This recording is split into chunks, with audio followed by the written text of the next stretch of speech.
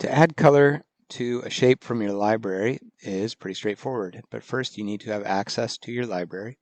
If it's not showing up on the windows on the right, go up to Window, go down to Libraries, make sure that that's checked, and then you can navigate to the library where your images are.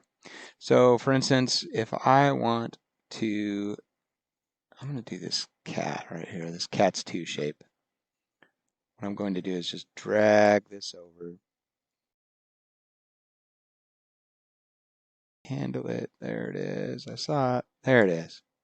All right, there we go. So by default, it's going to be black, right? And you can see that with this filled, there's going to be a black fill. I could switch that so it becomes the outline, right?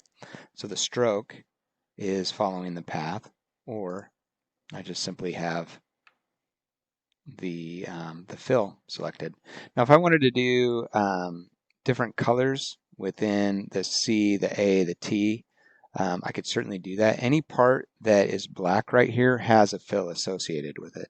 So if I move it off the artboard, you can see which parts have color. And if I wanted to change that color, I could do that really easily, right? So if I wanted to just make a one color sticker, it'd be pretty straightforward and pretty easy to do. I simply need to make sure that I use my selection tool to select that and change it. Now, if I wanted to, for instance, change the word cat, what I could do is enter isolation mode by double-clicking on the letters, and then what I'm going to do is shift-click to select just the C, the A, the T. You'll know you're in isolation mode when there's a gray bar at the top. Then, of course, I could just simply do that until I'm happy with whatever color I want.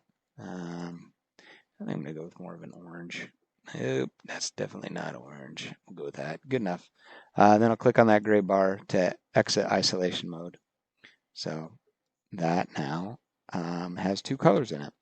But issue remains, this cat is, I'm unable to actually fill that body of the cat, right? So what if I want that to have some sort of color in it instead of just be blank?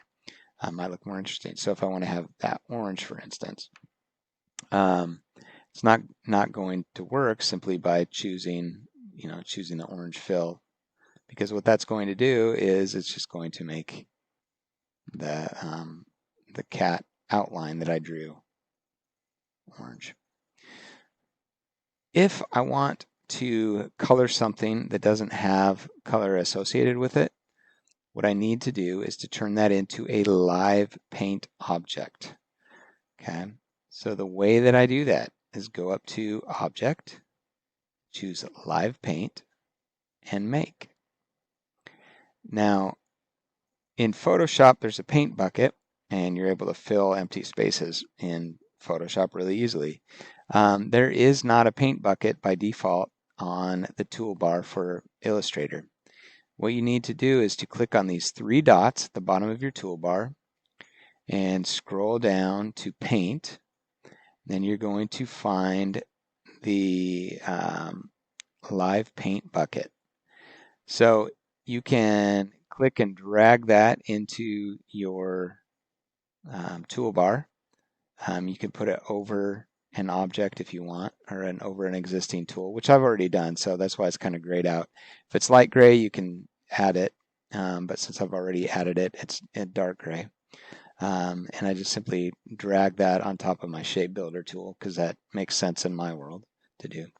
So I'm going to click on those three dots to hide that bar again. And I'm going to locate that tool, which is hidden under here. If I click and hold, there's my live paint tool. Okay, so now when I come over here, you'll notice that it has this red outline within that overall shape, and then on the outside of these, like the eyeballs, the nose, and that sort of thing. So if I just click on there, instantly now it's filled. All right. So a couple of ways that you are able to color your objects. You can either color the entire object, or you can use the live paint to color the insides of objects.